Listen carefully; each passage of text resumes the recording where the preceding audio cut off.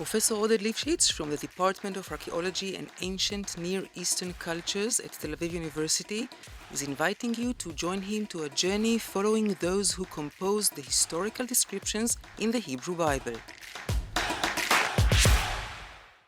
The Untold Story of the Kingdom of Judah, Part D. The Untold Stories of the Kingdom of Israel. Chapter 1.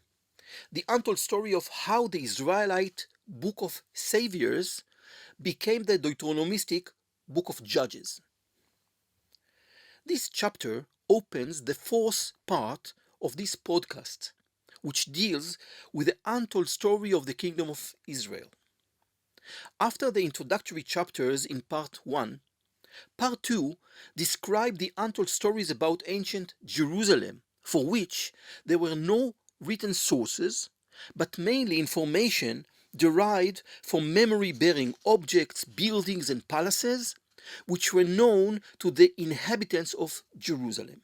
In Part 3, we delved into the untold story of the Shephelah and its history, and we saw how little the Deuteronomist historiographers knew about everything that was out of sight, out of mind, and also far away in time, and how they interpreted the ancient reality of the lowland region in light of the reality they knew in their day, even though it was completely different from the reality that had existed in the lowlands 100, 200, 300 and more years before their time. In this part of the podcast, we discuss what the Deuteronomistic historiographers knew, and especially what they didn't know, about the Kingdom of Israel, that northern kingdom that was destroyed about a century before the compilation of the extensive Deuteronomistic work that form the basis for the set of books between Deuteronomy and Kings. We will try to understand what their sources of information about the history of the Kingdom of Israel were, what they knew from their sources they incorporated in the description they wrote, and above all, what they didn't tell. The Kingdom of Israel was big, strong, and rich. Throughout the long course of 200 years of its existence, it ruled over the small kingdom of Judah, be it directly or indirectly. The Kingdom of Israel took part in regional wars, was ruled by great kings, had dramatic changes of dynasties, and underwent decisive events that shaped the face of the region. Great prophets like Elijah and Elisha were active in it. It had important temples and large cities with magnificent palaces, and for long periods it had a large and powerful army. All this was well known throughout the region, yet this kingdom was already destroyed by the Assyrians in 722 BCE, 100 years before the days of Josiah and the composition of the historiographical description. Much of its population was deported, and its territory was divided into small provinces that existed under the rule of Assyrian officials. In the 100 years since the destruction of the Kingdom of Israel, the memory of its greatness has dimmed. This leads to the question of what the Jerusalem historiographers know about the history, geography, population, culture, and religion of that great kingdom at the time when the Deuteronomistic ideology developed in Judah, when Judah was at the center and the ambition was to establish a great kingdom modeled on the united monarchy, also created at the same time by the same Jerusalemite historiographers. 100 years after the destruction of the Kingdom of Israel, no one was left who remembers the history of that glorious kingdom. However, as we already have defined in general terms in the previous chapters, and as we will describe in detail in the following chapters, Various written and oral sources reached the Jerusalem writers from the Kingdom of Israel through processes often hidden from view. Some of these sources are very ancient, from the early stages of the kingdom, and reflect ancient times even before its establishment. Some of these sources were passed on in their original form as oral stories or on written scrolls, as ancient poetry, ancient prayers of great importance, prophecies recorded from the mouth of various prophets who were known in the kingdom of Israel and Judah or attributed to these prophets, or fully formed stories, some of which revolved around prophets, some were stories of wars, miraculous events, decisive battles, or other events in the history of the people and the land.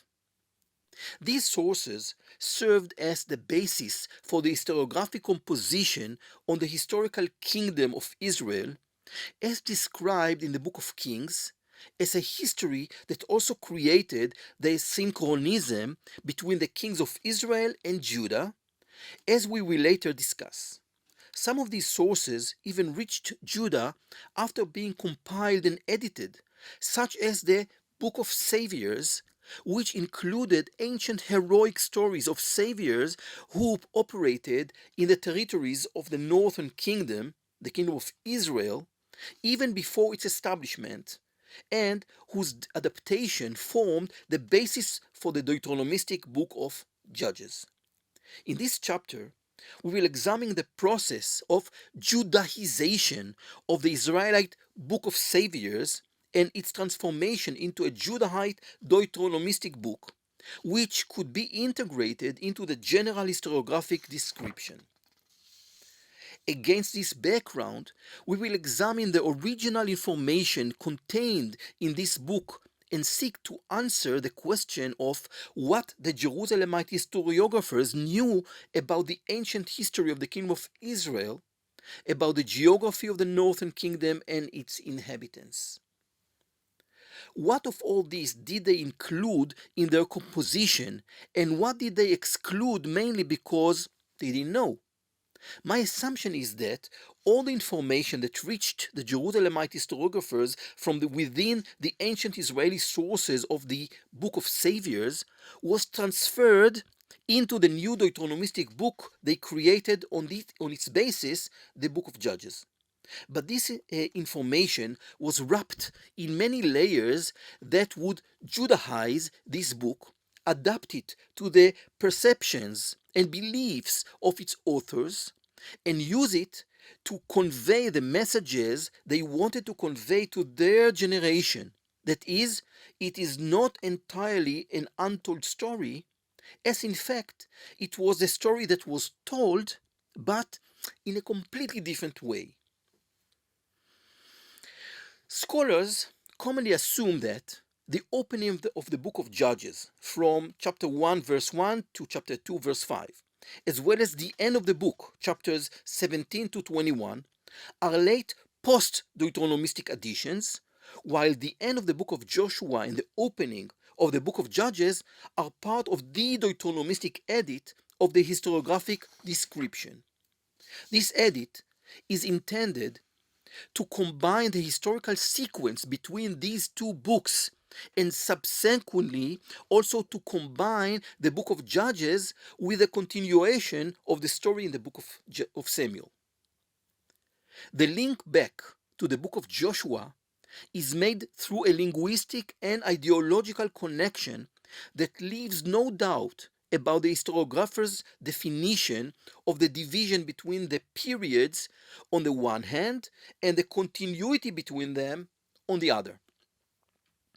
At the end of the division of the inheritances to the tribes of Israel in the book of Joshua, it is written, chapter 21, verses 41 to 43, and I'm quoting, thus, Yahweh gave to Israel all the land which he swore to give to their fathers. And having taken possession of it, they settled there. And Yahweh gave them rest on every side, just as he had sworn to their fathers. Not one of all their enemies had withstood them, for Yahweh had given all their enemies into their hands. Not one of all the good promises which Yahweh had made to the house of Israel had failed. All came to pass. End of quote. The explanation for this goodness is mentioned in Joshua 24, verse 31. And Israel served Yahweh all the days of Joshua and all the days of the elders who outlived Joshua and had known all the work which Yahweh did for Israel. Against this background, it is clear why the book of Judges opens with a link to the division of the tribal inheritance in chapter 2, verse 6. When Joshua dismissed the people of Israel went each to his inheritance to take possession of the land. The editing between the two books continues in verse 7, which establishes this link just like in Joshua 24, verse 31. I'm reading. And the people served Yahweh all the days of Joshua and all the days of the elders who outlived Joshua, who had seen all the great work which Yahweh had done for Israel. The emphasis here is on the verb change from had known all the work which Yahweh did for Israel to had seen all the great work which Yahweh had done for Israel, as an expression of the desire of the authoring editors of these parts of the Deuteronomistic composition to emphasize the end of the generation of the desert that saw things with their own eyes rather than merely knowing about the wonders of God's work. The following edit clarifies this point even further, and I'm reading from Judges 2, verses 8 to 10. And Joshua, the son of Nun, the servant of Yahweh, died at the age of 110 years. And they buried him within the bounds of his inheritance in Timnath Heres, in the hill country of Ephraim, north of the mountain of Gash. And all that generation also were gathered to their fathers. And there arose another generation after them, who didn't know Yahweh or the work which he had done for Israel. End of quote. In this definition, which is a historiographical definition, the Deuteronomistic authors and editors defined the official end of the settlement period. From here on, a new phase begins. Clearly, this is a historiographical conception, a decision made by a historian who defined historical periods and decided when a given period begins and ends. Its purpose is not only historical, but also theological, namely, to show that the settlement generation seen the power of God through their own eyes, and therefore could not sin against this great and immense God. As soon as a new generation arose, which had not witnessed the power of God, the sins began. The historiographic meaning of this definition is clear. The absence of historical memory, the act of forgetting, leads the people to sin. Therefore, the editor's decision on how to define the historical periods also dictates his decision on the start dates of the scenes. This is the point where the Deuteronomistic authoring editor presents the historiographical cycle that he wishes to present in the book of Judges, which presents the main story of each of the judges described later in the book. Forgetting Judges in chapter 2, verse 10, leads to sin, verses 11 to 13, and sin causes God anger, verse 14. God's anger leads to punishment, and this is verse 14 and 15, and the punishment brings about great sorrow to the people for the suffering caused to them, Yet, this doesn't yet mean that they return to the correct path. This is in verse 15. The great sorrow of the people causes to the mercy of God, who sets up judges for them. This is verse 16. But the judges do not make the people repent. This is verse 17. They save the people from their enemies. This is verse 18. But after the death of the judge, the people return to sinning. This is verse 19. When in each generation the sin is even greater than the sin in the previous generation, as part of a general process of deterioration described in the book, and I'm quoting, but whenever the judge died, they turned back and behaved worse than their fathers, going after other gods, serving them and bowing down to them. They didn't drop any of their practices or their stubborn ways. End of quote. The result of this historiographical cycle contrasts with the idyllic description of the destruction of all the Gentiles in the Promised Land and regulates the historical reality that is the basis for the descriptions in the book of Judges. As a punishment for the sinful nation of Israel, God decided that Gentiles would remain in the promised land. And this is in chapter 2, verse 20 to 23. I'm quoting.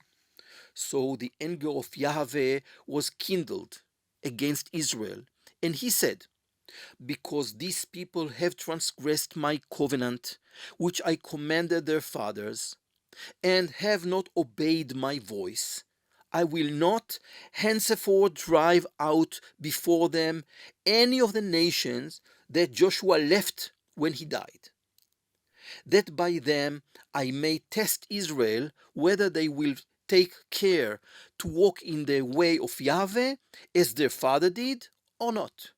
So Yahweh left those nations, not driving them out at once, and he didn't give them into the hand of Joshua. So it's going back to the occupation in the time of Joshua. There is a paradox here that retrospectively explains the reality described in the book of Joshua, since the existence of Gentiles in the land of Israel is a legacy from the days of Joshua and occurred even before he died and before the death of the entire generation that saw the great works of God. This is further evidence that the historiographers can arrange history as they wish and change past realities according to their needs. Notable against this background is the difference between the Deuteronomistic historiographical introduction to the book of Judges and the stories themselves that have been immersed into the book. According to the Deuteronomistic introduction, the enemies of Israel are the inhabitants of the land, while in the stories of the Judges, most of the enemies are from the nations surrounding Israel. This introduction of the book of Judges offers a clear definition of the main ideological characteristics of the book. The cycle is the main characteristic of the book, and within that cycle, God's power is driving factor for all events, to the sin, to the enslavement as punishment, to the establishment of a savior judge, and the salvation itself. All these elements are highlighted later in the book in each of the descriptions of the judges, and this is the central line on the basis of which the details that characterize each judge and each story of salvation were added. In all the stories, God, by his power, appoints the judges, and God is also directly involved in all the wars, when already from the introduction and even before the stories themselves begin, the message of the book is clear and present. God determines the history of the people, and God guides history according to their behavior. The conclusion is that Israel can determine its own destiny between major high points and terrible low periods through one way only: obedience to God's laws and loyalty to his commandments. Following from this, the 6 stories that described 6 cycles of sin, punishment, and salvation testify not only to the repetitive nature of the Israelites' sin and their enslavement after the death of each of the judges, but also to the overall deterioration. After the great victories of the first judges, Othniel, Ehud, Deborah and Barak, and Gideon, who are also presented as national leaders, come the days of the reign of judges like Samson and Jephthah, who could doubtfully be called leaders. No wonder that Abimelech, Gideon's successor, is presented in a negative light, and that Jephthah's days end without mention of the period of peace after the victory over the Ammonites. If so, then, already from the introduction to the book of Judges, history seems to be presented as the example for behavior in the present and in the future. From history, one must learn what God's requirements are and what the people's patterns of behavior should be. Behavior which in God's eyes deserve a fitting reward. But aside from this theological message, which is so characteristic of the Deuteronomistic ideology, the introduction to the book of Judges also emphasizes another matter, which is also an essential part of the worldview of the Deuteronomistic historiographers: the weakness of the judges' leadership and the need for a king. After 2 historical periods in which great leaders such as Moses and Joshua led the unified and cohesive nation of Israel, the period of the judges is special in another respect. The nation didn't have a single leader, and it was divided into individual tribes, acting alone or in small groups. The people faced a new reality which was unknown until that time. Each tribe lived on its own land and had to deal with the various difficulties it faced on its own. The conclusion from this is that it was the settlement of the tribes in their land that led to the disintegration of the unity of the tribes. Each family, clan, and tribe had its own leadership, resulting in the weakening of the connection between the various tribes. Each tribe alone, within its territory, had to deal with the great difficulties that settling in a new and unfamiliar place presented, and with the neighbors who continued to fight against the Israelites. The historiographical message from this is that the lack of continuous and strong rule, the kind of leadership exhibited by Moses and Joshua or the kings who came after in history, leads to moral, social, and even religious decay. The reality-bound solution is the appointment of a king, since only such a rule can stabilize the cycle of sin and punishment, and through continuous and uniform rule, prevent deterioration in all realms of life. This historiographical solution to the weakness of leadership and the lack of connection between the tribes of Israel is clearly presented as early as Judges chapter 8, verse 22. I'm quoting, "Then the men of Israel said to Gideon, 'Rule over us, you and your son and your grandson also, for you have delivered us out of the hand of Midian.'" This is the beginning of an idea that is emphasized mainly at the end of the book through 2 stories that take place. In those days, there was no king in Israel. Every man did what was right in his own eyes. This is from chapter 21, verse 25. All this only further emphasizes the extent to which the book of Judges presents an intermediate period between the days of the conquest of the land and the days of the monarchy. in its Deuteronomistic guise, this is not an independent, stand-alone composition, but rather a book that directly continues the days of Joshua and the generation of the conquest of the land, while also providing an introduction to the book of Samuel and the description of the establishment of the monarchy in Israel. The book of Judges does not have an independent right of existence, so to speak. It is merely a link in a historiographical chain of defined periods in the history of the people.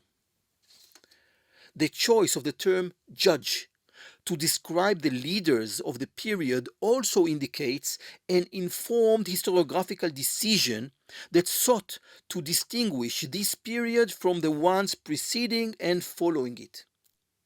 Notable in this regard is the difference between the Deuteronomistic introduction to the book of Judges and the stories that were incorporated into the book after the introduction, since the term judge or judges appears only in the introduction, chapter 2, verses 16, 18, 19, and is not mentioned even once in the stories of the book of Judges themselves.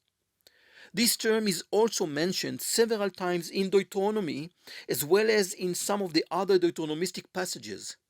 Only in these passages is the period between the end of the conquest and the land and the beginning of the monarchy defined as the period of the judges. This is particularly evident in the second book of Samuel, chapter 7, verse 11. I'm reading, "From the time that I appointed judges over my people Israel, and I will give you rest from all your enemies." It's also written in the second book of Kings, chapter 23, verse 22, the cult reform of Josiah. And they say, "For no such Passover had been kept since the days of the judges who judged Israel, or during all the days of the kings of Israel or of the kings of Judah." End of quote. The word judge is used in the Hebrew Bible with a double meaning, to indicate both a judge who sits on the throne of judgment and a leader or governor in Israel. This is a general term which does not describe a specific type of leader. Rather, some of the judges described were individual warriors, some of them acted as army leaders, and some of them were prophets, religious leaders, or priests in the temple. What makes this term unique is the defined period of time fenced off by the historiographers, since 11 people are said in the Old Testament to have judged Israel, and all of whom lived and acted in the period of time between the death of Joshua and the anointing of King Saul. Among these people are most of the leaders mentioned in the book of Judges, as well as Eli, the priest, and Samuel. Apart from the defined time period in which all judges acted, what characterizes all of them is that God had chosen them and sent them to save the people in response to their distress. After saving the people, almost all the judges continued to lead it until they died. Hence, we can conclude that the author-editor of the book of Judges chose the term judge to define a leader in the period before the establishment of the monarchy. The term does not represent defined social institution that existed at any stage, but rather it is an inclusive one for an entire group of leaders of different sorts, which the authoring editor of the book of Judges tied to a specific period, giving them a uniform name.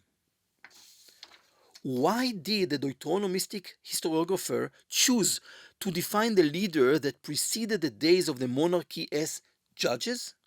Clearly, the reference is not only to the act of judging, and the meaning of this verb is much broader and deeper.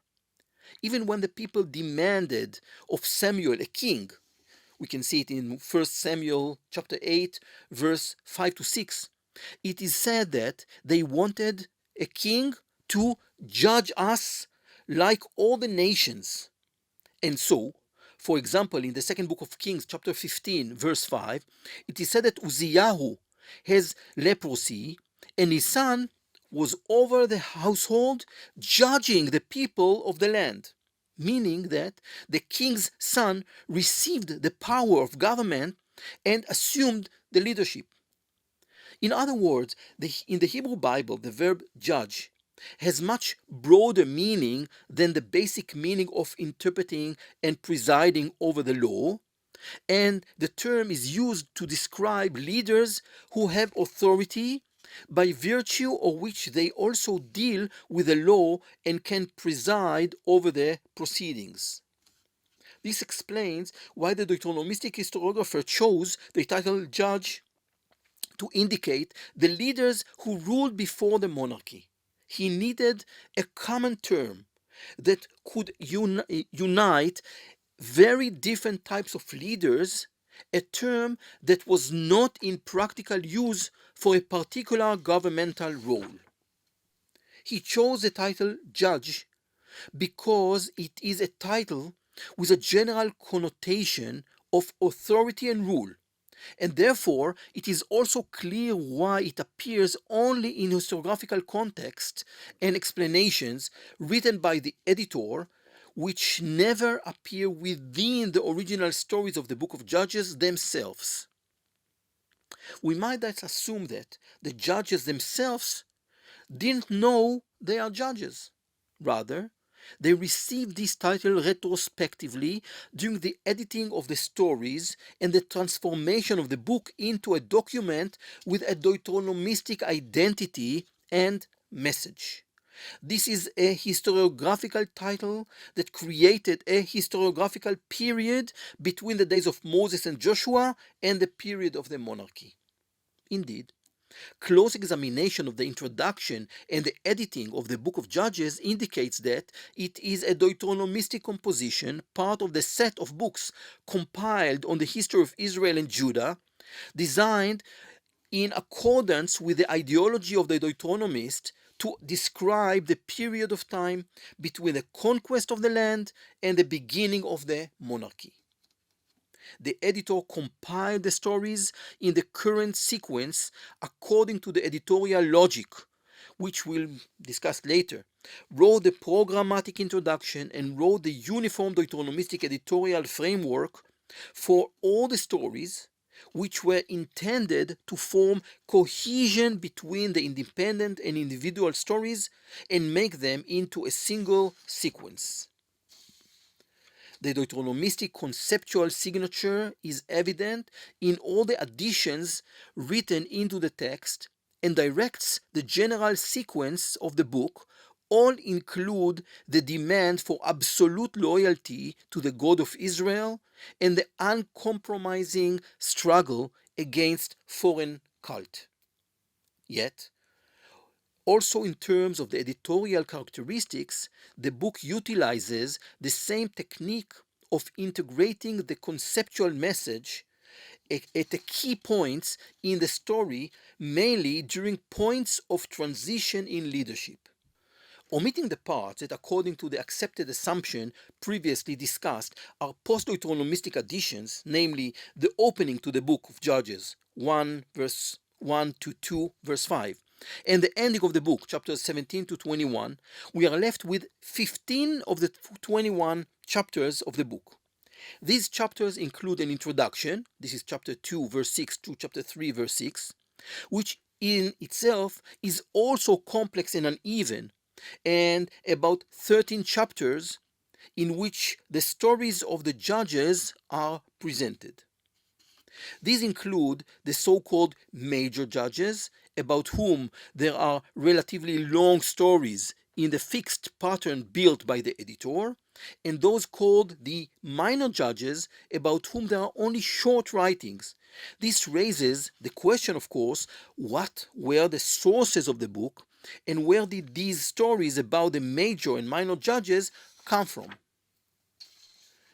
The German researcher Wolfgang Richter proposed in his doctoral thesis, which he published in 1963 and which many scholars, including myself, largely accept, that the Deuteronomistic historiographers received an edited written collection of ancient war stories, which Richter called the Book of Saviors, and which included, in his opinion, excerpts from the stories of Ehud, of Deborah, Barak, and Yael, and of Gideon.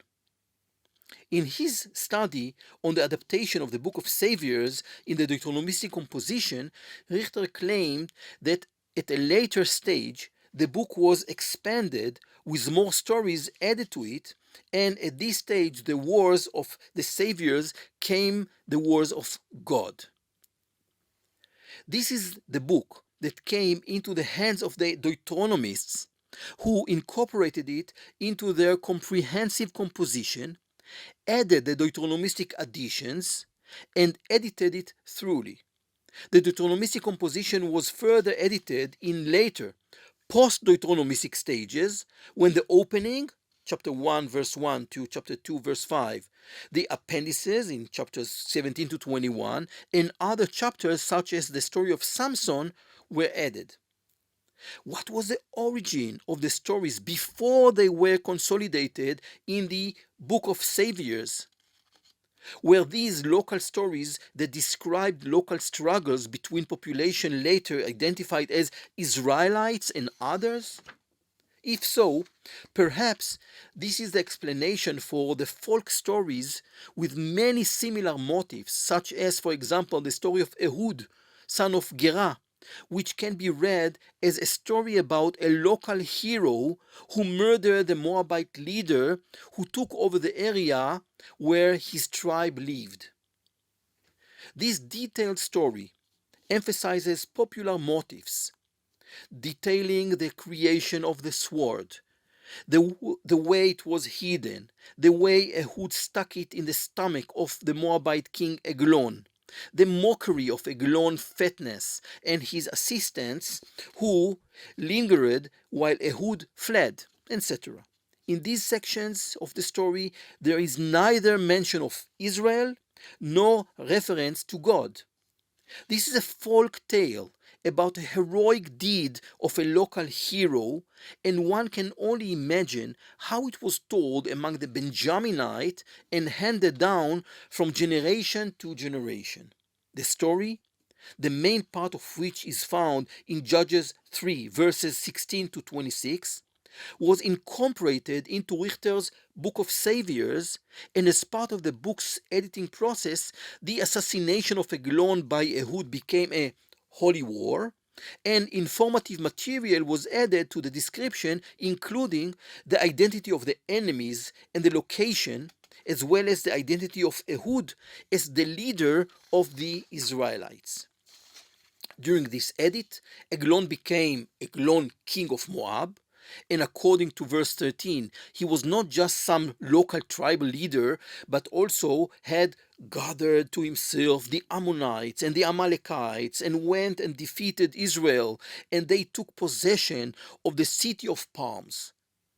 Ehud was no longer merely a local hero either, and according to verses 27 and 28, he became a national leader of all Israel. I'm quoting, when he arrived, he sounded the trumpet in the hill country of Ephraim, and the people of Israel went down with him from the hill country, having him at their head. And he said to them, follow after me, for Yahweh is giving your enemies, the Moabites, into your hand. So they went down after him and seized the fords of the Jordan against the Moabites and allowed not a man to pass over. When the story was integrated into the broader framework of the Deuteronomistic book of Judges, the Deuteronomistic editing added the usual framework formulae that were added to each of the stories, and these are in verses 12 and then 14 and 15. I'm quoting, and the people of Israel again did what was evil in the sight of Yahweh. And Yahweh strengthened Eglon, the king of Moab, against Israel. because they had done what was evil in the sight of Yahweh, and the people of Israel served Eglon, the king of Moab, 18 years. But when the people of Israel cried to Yahweh, Yahweh raised up for them a deliverer. And here the existing details are Ehud, the son of Gera, the Benjaminite, a left-handed man, and the rest. At the end of the story, the usual frame verse is added as well, verse 30. So Moab was subdued that day under the hand of Israel, and the land had rest for 80 years. One of the problems of the Deuteronomistic editors of the book of Judges was that all the judges are from the kingdom of Israel, and that this is a completely Israelite book, which makes no reference to Judah and no place for Judean heroes. Therefore, as part of the Judaization of the book and its transformation into a Judahite book, the Deuteronomistic editor added a judge from the tribe of Judah, Othniel, the son of Kenaz, to emphasize the centrality of Judah and the fact that Othniel was the first judge among all judges. The goal was not only to put him first, but also to place him as a literary model for all the stories of the judges. Notably, there is nothing in the Othniel story except for editorial verses. Not only is there no story, but all the details provided within the formula of this no story are imaginary and far-fetched in a purposeful, overemphasized manner. Othniel, the son of Kenaz, was a well-known Judean hero from the Deuteronomistic conquest stories, whose heroism is described in Joshua 15, in verses 16 and 17, and is repeated in Judges 1, verses 12 and 13, almost word by word, where only the identity of Othniel as Caleb's brother is added. And Caleb said, "He who attacks Kiryat Sefer and takes it, I will give him Achsah, my daughter, as wife." And Othniel, the son of Kenaz, Caleb's younger brother, took it, and he gave him Achsah, his daughter, as wife. The enemy in Othniel's story is an imagined one who is not only a Cushite, but is also very evil, Kushan Rishatayim, double evil, and the king of the land furthest from the Israelis' border, Aram Naharaim. The story in Judges 3, verses 7 to 11, includes, as mentioned, only the framework formula in which the imagined details are embedded, and there is nothing else. But it sets here the model for the other judges and places a Judean hero at the top of the list of judges, all of whom are from the kingdom of Israel. In the next chapter, we'll move from the question of the ancient Israelite origin of the stories of the judges and the editing process of the Deuteronomistic book to an examination of one of the most important and ancient stories including in the book, the story of the victory of Deborah, Barak, and Yael over Yavin, king of Canaan, and Sisera, the leader of his army. We will focus mainly on the questions of what the Judean writers really knew about the history and geography of the northern kingdom, what they told and what they didn't tell, and why. See you in the next chapter.